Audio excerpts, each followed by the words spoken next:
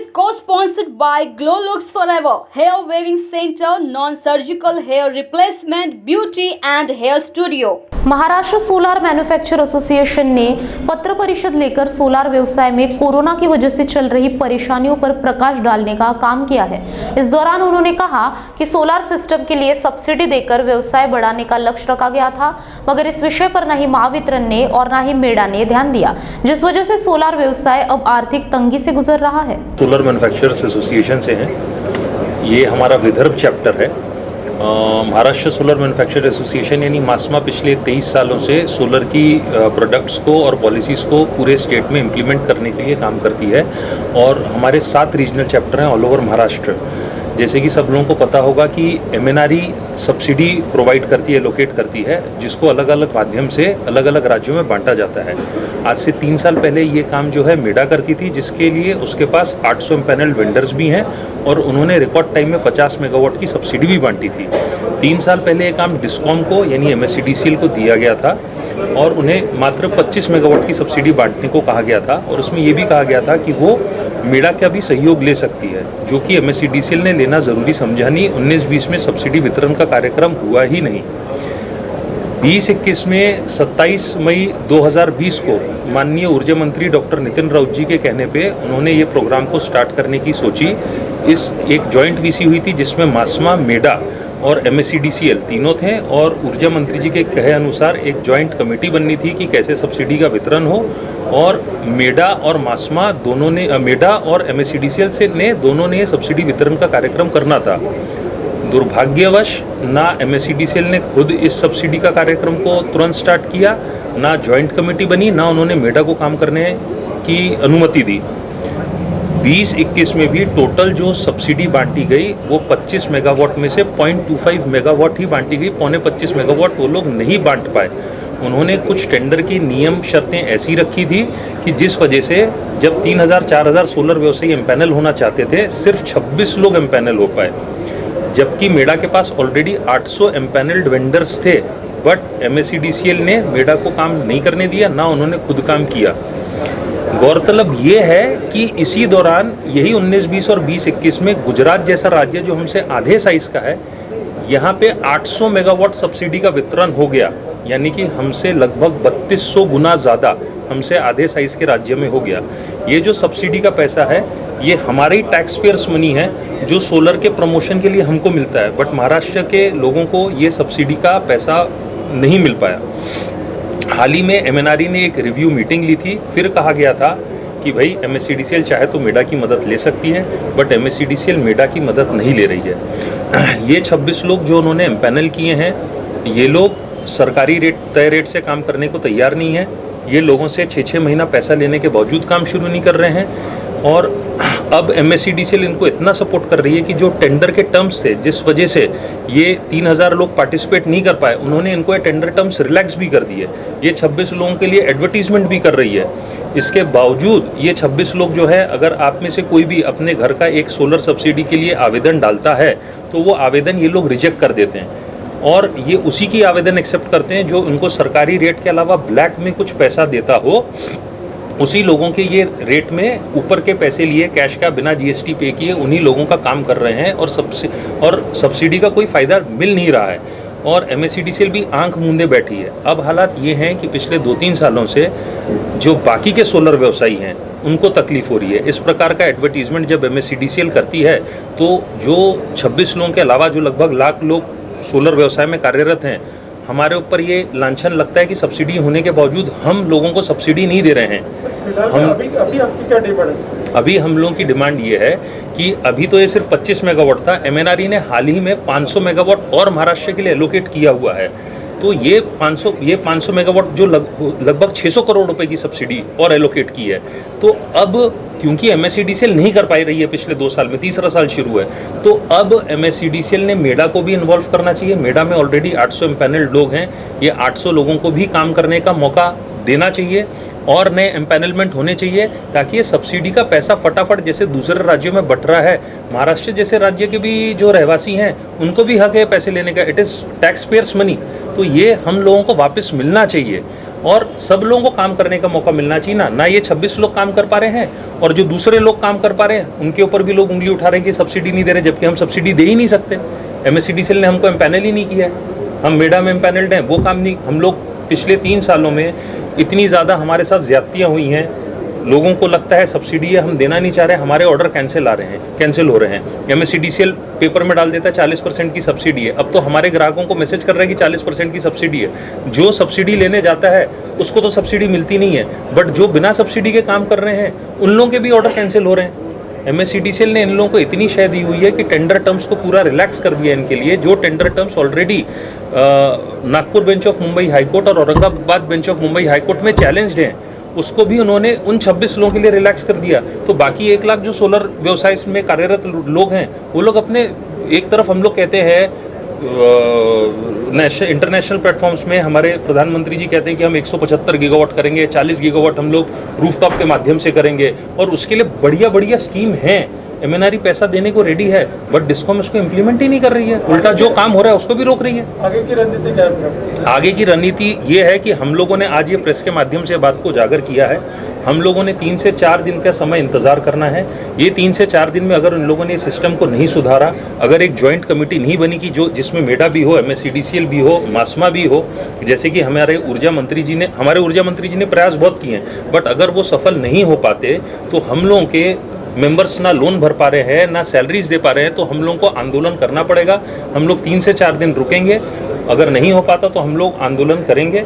और अब हम लोगों के व्यवसाय के ऊपर सवाल उठ रहा है तो हमको आंदोलन करना पड़ेगा। आंदोलन के माध्यम से, सत्याग्रह के माध्यम से ही हम लोग डेमोक्रेटिक वे में अपने अब इस आंदोलन को बढ़ाएंगे, क्योंकि हम लोग ऑलरेडी 2 साल से परेशान हो रहे हैं। NMC के साथ कोई टैप हुआ है? किसके साथ? NMC के साथ कोई टैप हुआ है? NMC के साथ सोलर वाटर हीटर का कुछ टाइप हुआ था, वो हम लोग का नहीं हुआ था, वो जनरल सोलर वाटर हीटर के वेंडर्स के साथ हुआ था। ये सोलर रूफटॉप सेक्टर है, वो स्कीम खत्म भी हो गई। गेल्या 2 वर्षापासून सोलर व्यावसायिक जे आहेत ते अडचणीमध्ये आहे। सबसिडीचा खंड जो आहे तो मार्गी लागत नाही आहे, काय नेमकी अडचणी आहे याच्यामध्ये? काय होतं, काय कोणी थांबून ठेवली आहे थोडक्यात? मी मागच्या 2 वर्षापासून जी सबसिडी किंवा सोलर व्यावसायिक जे आहेत, एक तर कोविडमुळे सगळ्यांचा प्रॉब्लेम होता की बाहेर जाऊन आपण आमचे कामं जे आहेत ते लोकांच्या घरी जाऊन करायचे आहेत, तर त्याच्यामुळे सोशल डिस्टन्सिंग हा खूप मोठा प्रॉब्लेम होता। सेकंड काय झालं की सबसिडी हा जो विषय आहे, जो MNREनी ही स्कीम महाराष्ट्राला डिस्कॉमकडे म्हणजे महाराष्ट्र महावितरणकडे दिलेली आहे डिस्कॉमला वाटायसाठी, त्या याच्यामध्ये 2 वर्षापासून 2020मध्ये त्यांनी टेंडर म्हणजे EOI फ्लोट केला। 1 वर्षानंतर जेव्हा 2019ला जी स्कीम आली त्याचं टेंडर फ्लोटिंग 2019ला EOI देण्यात आला। त्याच्यामध्ये त्या EOI म्हणजे एक्सप्रेस ऑफ इंटरेस्ट किंवा टेंडरला अशा काही टर्म्स अँड कंडिशन टाकण्यात आल्या की ज्या नॉर्मल इंटिग्रेटर्सला त्या मान्यच नव्हते, आणि त्या माध्यमातून ज्या कोणी 26 लोकांनी त्या स्कीम मान्य केल्या, ज्या टर्म्स अँड कंडिशन मान्य केल्या, आणि त्या 26 लोकांना यांनी ते टेंडर अलॉट केलेलं। त्या टेंडर अलॉट केल्यानंतर आजपर्यंत 25 मेगावॉटपैकी मागच्या 1 वर्षामध्ये फक्त 0.25 मेगावॉट किंवा 250 ते 300 मेगावॉट ही माझी माझं हे किंवा मासमानी दिलेलं फिगर्स नाही आहेत, हे MNREनी दिलेले फिगर्स आहेत की एवढ्या वर्षामध्ये 2 वर्षाच्या सबसिडीच्या कालावधीमध्ये फक्त एवढ्या स्कीम इम्प्लिमेंट झालेली आहे। या स्कीममध्ये काय होतं आहे की पेपरला ॲड येत आहे की सबसिडी अवेलेबल आहे।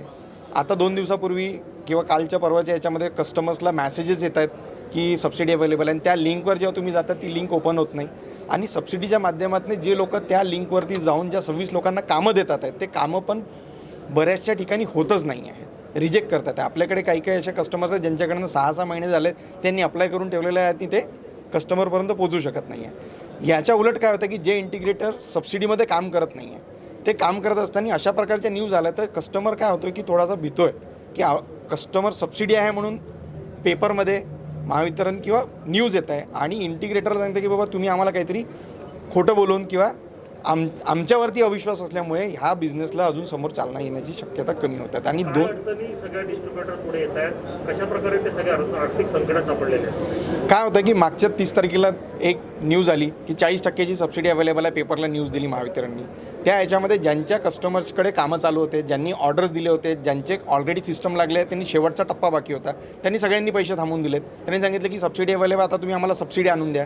कस्टमर आपला राईट्स मागणार आहे. आता त्यांना समजून सांगण्याकडे आम्ही विफळ तोडतो की ही सबसिडी आजची नाही आहे, ही सबसिडी मागच्या 1-1.5 वर्षापासून ॲप्लिकेबल आहे, महावितरणच्या वेबसाईटवरती अवेलेबल आहे. ते कस्टमर ज्यांना ही एक सबसिडीचं काम करायचं दिलेलं आहे ते लोक काम करत नाही आहे. त्याच्यानंतर आता कुठं आम्ही समजवत हे सगळे 1 महिना कंप्लीट होत नाही. 6 तारखेला आता काल परवाच्या याच्यात पुन्हा व्हॉट्सअपवर आपल्या मॅसेजेस आलेत.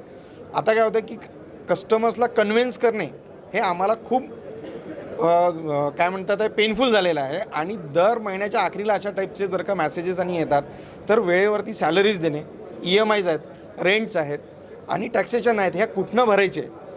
या संदर्भात तुम्ही ऊर्जा मंत्र्यांशी काही चर्चा केली आहे का? त्यांचं काय म्हणणं आहे? आम्ही मागच्या 1 वर्षापासून अधिकाऱ्यांसोबत माननीय ऊर्जा मंत्र्यांसोबत मागच्या 3 ते 4 वेळा आम्ही 3-4 वेळा भेटलो, निवेदनं दिल्यात की आयदर हे टेंडर्स 120 दिवसाला आली व्हॅलिडिटी होती, तुम्ही एक्सटेन्शन दिलं कोविडच्या काळामुळे, पण तुम्ही याला रिव्ह्यू केलं या टेंडरला तर तुम्हाला असं लक्षात येईल की 25 मेगावॉटपैकी फक्त 0.25 किंवा 0.35 किंवा 0.5पर्यंतचंच टार्गेट कंप्लीट झालेलं आहे. तर या टेंडरला स्क्रॅप करून, आमची मागणी होती की या टेंडरला स्क्रॅप करून तुम्ही सगळ्या इंटिग्रेटरला जसं मेडा, मागच्या वेळेस मेडानी जी स्कीम स्मूथली राबवली होती आणि 50 मेगावॉटचे कामं खूप लवकरात लवकर म्हणजे हार्डली 2-3 महिन्यामध्ये संपलेले होते. 25 मेगावॉटची सबसिडी ही खूप छोटी सबसिडी आहे. याच्यामागे 500 मेगावॉटची सबसिडी महाराष्ट्रासाठी येण्यात वाट पाहत आहे, पण हे संपत नाही तर 500 येणार कुठनं. जर का ही झाली तर छोट्या उद्योजकांना आम्हालाही कामं मिळतील आणि सबसिडीचा बेनिफिट हा राज्यातील लोकांना पण मिळेल. असं सुरू राहिलं तर काय पुढची भूमिका काय असेल? सर, आमचा उद्योजक जो आहे तो छोटा MSME आहे. आम्ही काही खूप मोठे उद्योजक नाहीत. सगळ्यांनी आपल्या पैशातनं, आपल्या खिशातल्या पैशातनं किंवा घरून लावलेल्या भांडवलातनं ही सिस्टम, ही उद्योजकता सुरू केलेली आहे. मागच्या वेळेस MNREच्या याच्यामध्ये MERCच्या पॉलिसीमध्ये आम्ही बसलो होतो. तुम्हाला सगळ्यांना माहिती आहे की पॉलिसी चेंज होऊन राहिली होती. त्याच्यानंतर कोविड आणि त्याच्यानंतर आता अशा प्रकारच्या न्यूज, सबसिडीमुळे कस्टमर्स येण्याच्या मार्गात, दरवाजात असून कस्टमर ऑर्डर देण्याच्या मार्गात आहे, तो थांबलेला आहे. येणाऱ्या 10-15 दिवसात किंवा 2-4 दिवसामध्ये आम्ही सगळ्या जनप्रतिनिधींना भेटणार आहोत, पुन्हा मिनिस्टरला भेटणार आहोत. वेळ पडली तर मुख्यमंत्र्यांनी दिलं, आम्हाला वेळ दिली, उपमुख्यमंत्र्यांनी वेळ दिली, आम्ही त्यांना भेटणार आहोत. आणि ते तरीसुद्धा आमचा हा प्रॉब्लेम सॉल्व्ह नाही झाला तर शेवटी आम्हाला पर्याय नाही. आम्ही आमच्या मार्गाने, म्हणजे शांतपूर्ण मार्गाने, मागच्या वेळेस जसं आम्ही उपोषणाला बसलो होतो तोच एक मार्ग आमच्याकडे शेवटी राहिलेला आहे. तशी उपासमार आहे, अशी उपासमार आहे. Thank you sir. Sir total subsidy किती पेंडिंग पूर्ण पाहिजे? नाही, सबसिडी पेंडिंगचा विषय नाही. आपल्याला महाराष्ट्राला 25 मेगावॉटची सबसिडी 2019ला आलेली होती. ती सबसिडीज 19-20ची सबसिडी आली होती, तीच वाटल्या गेलेली नाही आहे. म्हणून पुन्हा 500 मेगावॉटची सबसिडीची वाट पाहत आहे, तीच होणार नाही. कारण गव्हर्नमेंटमध्ये युटिलायझेशन सर्टिफिकेट एक असते की एकदा तुम्हाला पैसे दिलेले आहेत ते पैसे तुम्हाला संपवायचे आणि त्याच्यानंतर पुन्हा मागणी करायची आहे. पण ही 25 मेगावॉटची सबसिडी संपत नाही आहे. NV Diagnostics, everything in diagnostic, best services and quality products. Contact us on Vinod G. Kumar 9822700773 and 9834205411. Need anything in diagnostics? Then call us and get everything you need. Our address: NV Diagnostics, plot number 150/B Impress Mill Colony, quarter number 4 near Pragatishil Mangal Karyalay, Besan Bagh, Nagpur 440004.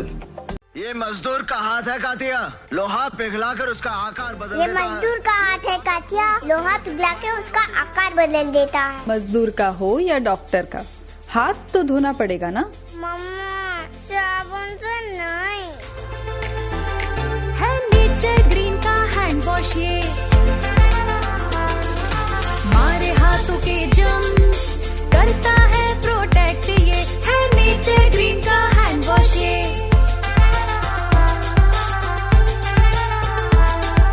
Distributorship और stockist के लिए संपर्क करें 8007006520। NV Diagnostics, everything in diagnostic, best services and quality products. Contact us on Vinod G. Kumar 9822700773 and 9834205411.